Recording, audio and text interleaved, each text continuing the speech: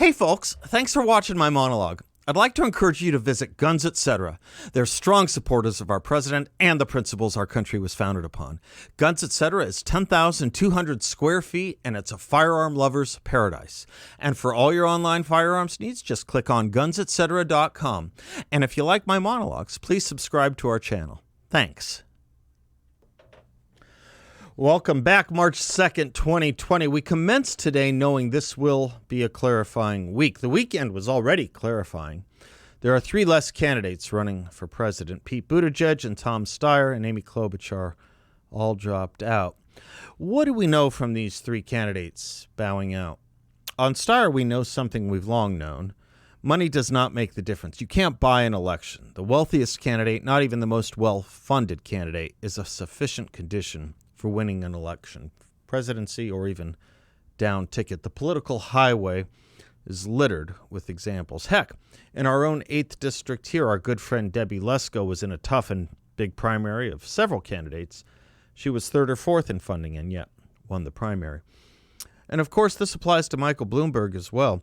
As Jim Garrity analyzes, Mike Bloomberg spent more than $500 million on campaign advertising a week ago, more than twice the previous record.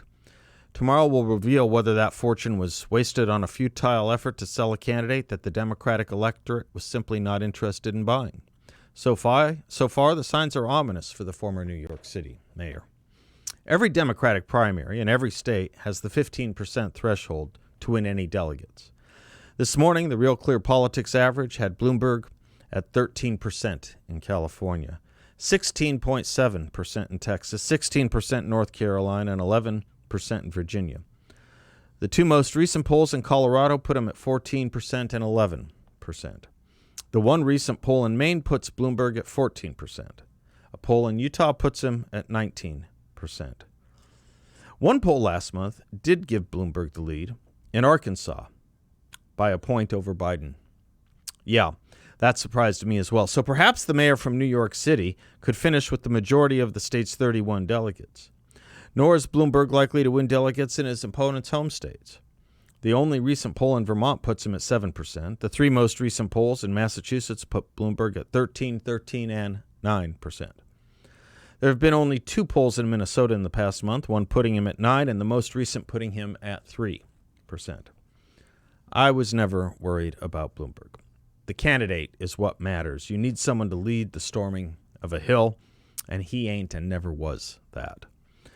May play well in Manhattan, not so much in Toledo.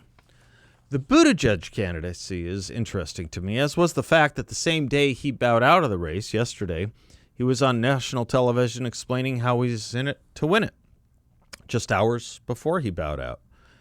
He obviously wasn't being honest, unless he was offered some kind of deal he could not refuse, like a vice presidential spot. But you put that sort of thing together with the notion of superdelegates, and you really have to wonder why the Democratic Party even calls itself that anymore. There is nothing about the people or democratic processes that leads to superdelegates and those kinds of offers, /angling, /trimming, /backrooms and deals. At least with Trump, you get raw honesty. But staying with Pete Buttigieg for a second, I was amazed a 38-year-old thought he could even be president. This is a man who won his last race as mayor of South Bend with a total vote of 8,500 votes.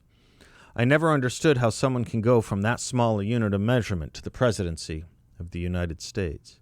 If he thought he could leverage some kind of his intersectionality as the first gay man to run for the presidency, thank the left and identity politics for killing that off in its infancy. As Andrew Sullivan, a pioneer in the gay rights movement and a former conservative, just wrote, quote, "Gender identity theory adds trans and cis to the categories of both men and women, straight and gay, with trans people by and large being the object of oppression by cis people. And then critical race theory adds a racial hierarchy as well, so that white gays are split from and subordinate to black gays. Jews become oppressors, and Latinos climb up the intersectional ladder as long as they identify as non-white. You can also add a host of other marginalized aspects of the human condition, the disabled, or poor, or undocumented, or HIV positive, and on and on. When you buy into this vision of our society as defined entirely by oppression of people's identity, and with oppression having near infinite numbers of complicating hierarchies, the idea of simply being in favor of the gay rights movement comes completely unraveled, as it was intended to be. And this is key, it seems to me, in understanding why LGBTQ activists have revealed such hostility to a figure like Buttigieg. He does not deserve their support because he is white, male, cis, Christian, and has managed to be extraordinarily successful in life as well as politics. That places him quite up high on the oppressor's matrix, his gayness notwithstanding. Here's an award-winning ACLU lawyer, Chase Strangio, explaining the position on Twitter. Quote, "We aren't saying Pete is the wrong kind of gay, just that his gayness doesn't represent the kind of progress for queer survival that feels worth celebrating to some of us. The first serious openly gay candidate for the presidency does not represent progress because he actually threatens queer survival, whatever that term means. In fact, Pete is, in their eyes, a regression, not because of his politics, which are very liberal, but simply because of his whiteness, maleness, cisness, and extraordinary talent. Queers should support a woman, a racial minority, a trans person, a disabled person, before they should support a white, cis, gay man. Indeed, Pete Buttigieg has been labeled a white supremacist by this movement. I give you the modern left and the Democratic Party. They've made politics impossible because incomprehensible, and somehow they're taken seriously. I suppose once you get rid of truth, as the old Cole Porter song goes, anything goes. You know the song. Times have changed, and we've often rewound the clock since the Puritans got a shock when they landed on Plymouth Rock. If today any shock they should try to stem, instead of landing on Plymouth Rock would land on them. I guess that's why 1619 or 1620, Plymouth Colony, is our new founding and not 1776. Do keep in mind, Malcolm X used to say this all the time, too.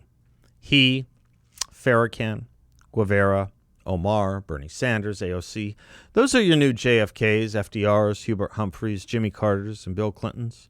Giants rendered Lilliputians by their own party and movements. As for Joe Biden, great. I don't think he overcomes the problems he's made for himself, namely the ongoing embarrassment he provides every time he's interviewed or gives a speech. Just in the past 4 days, he's been caught in a lie about being arrested in South Africa on behalf of Nelson Mandela, saying he wants to appoint the first African-American woman to the Senate. Never mind, presidents don't do that. And, Kamala Harris is already there and others before her. He got in trouble for saying that half the American population died in the past decade due to gun violence, and that Chris Wallace is Chuck Todd. Do you realize this? With Pete Buttigieg out, Biden is now the youngest man running for the presidency in the Democratic Party. And he keeps saying he's going to beat Donald Trump like a drum in a debate. Nobody believes this can possibly be anywhere close to true. Look, here's the tell. If there is a brokered convention, do you think there's a single person at the DNC saying, okay, so we'll put Joe Biden in? Of course not. Of course not. I didn't mention Klobuchar. There's not much to mention. Some people run for president just for more name ID. That's, to me, an abuse of politics, and that's about all I have to say about her. So the speculation is all this looks good for Biden and Bloomberg, but the polls don't show it. We'll know after tomorrow, but right now the trend in the movement that got rid of Buttigieg from the left is left. The trend is that the leader in polling and delegates is the socialist who has never once identified with the Democratic Party. Here's what I know. Ronald Reagan in 1962 finally and officially left the Democratic Party. Ronald Reagan left the Democratic Party in 1962. Why? He said in a letter it was due to the socialism of the Democratic Party. He was strong in his language. He wrote exactly this about Kennedy, quote, "There's nothing new in the idea of a government being big brother to us all. Hitler called his state socialism, and way before him it was benevolent monarchy." Pretty interesting, huh? So here's my question. Anti-Castro, pro-tax cuts. That was Kennedy. Perhaps more than anything else, that's Kennedy. And he was hard on Khrushchev, too. With all that, Reagan still saw socialism in the Democratic Party back then. What do you think Kennedy would think now, with the effort to hang a good light on Castro and raise taxes to beyond the roof? I give you, as I said earlier, the modern Democratic Party. And thus, I give you what I guess is going to happen. A whole new movement of Trump Democrats, just as there were Reagan Democrats. To borrow from Marx, that will just be the first stage before they become outright Republicans and conservatives. We shall welcome them. I'm Seth Leibsohn. We'll be right back.